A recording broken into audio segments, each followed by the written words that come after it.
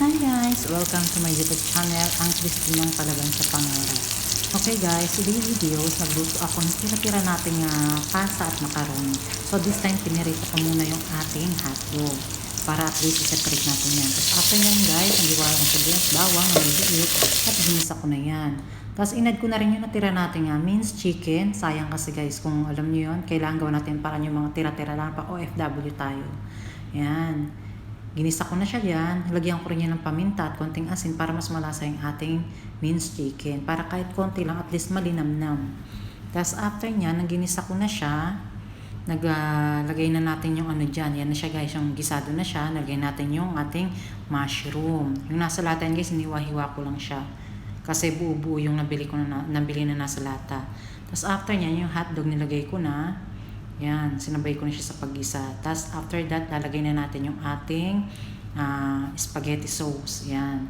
Maliit lang rin yung ginamit ko kasi konti lang naman yung natira. Ginawa lang natin ng paraan para magkasya. Yan.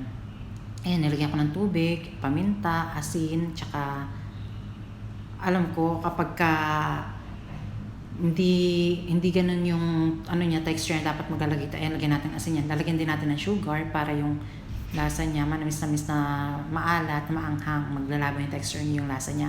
So after that, lagay ako ng pampalapot kasi nga, di ba, kulang yung ating tomato sauce. Gagawa natin para yan. Yan harina guys, or cornstarch, tunawin nyo lang siya para maging malapot siya. At the same time, lagyan na natin yung ating maliit na kebab. Yan, para mas creamy, mas malinamnam. Tapos pag okay na siya guys, tikman-tikman nyo lang yung lasa. Pag alam nyo manamis na sa maanghang na, naglalaban na yung alat, tamis at anghang, okay na yun. Yan yung kakalabasan niya. Tapos, naglaga na rin ako dyan yung mahabang pasta at saka yung macaroni. So, yan yung mga para-paraan guys, para alam nyo yun, huwag masayang yung pagkain natin. Ang sarap-sarap siya guys, believe me. Kahit ano lang meron kayo dyan, basta pagkasyahin nyo, iluto nyo, sayang, huwag natin tatapon. Gawa natin ng paraan. Yan. Bumili rin kami ng cheese. Thanks for watching guys!